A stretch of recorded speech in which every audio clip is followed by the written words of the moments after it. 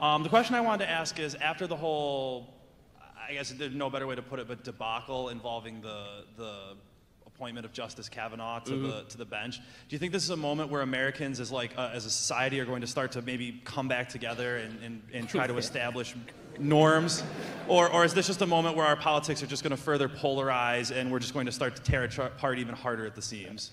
Number one, I love your optimism. I'm by nature a pessimist, which means I'm always right eventually. So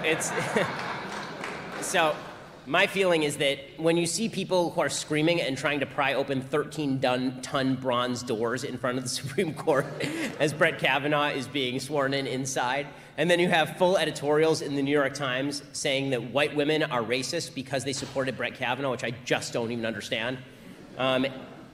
No, I don't think this rift is going to be healed anytime soon. In fact, I think that the book that I have coming out next year is largely about why this giant rift has opened up in America in a time when we are historically wealthy, when we really don't have any major foreign crises on our hands. We don't have a lot in common anymore, is the sad truth. I mean, a nation is defined by a common history, a common culture, a common set of goals, common institutions. All of those things are being torn asunder by serious divides that we have about how we view our own central principles. And we used to be unified by a belief in God-given rights and limited government. Obviously, that doesn't unify us. We used to be unified by belief in Judeo-Christian virtue. That no longer unifies us. We used to be unified by a belief that America was essentially a good place, even though we'd never lived up to our full promise. Even that, I think, is no longer a unifying principle, which is why we now have people who see American history as in Howard Zinn fashion. It's just a long history of suffering and pain and patriarchal institutional discrimination.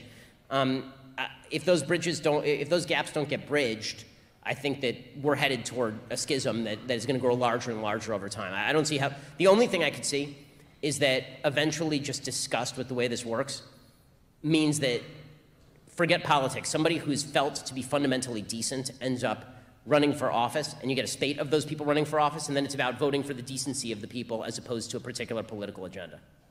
Thank you so much for coming.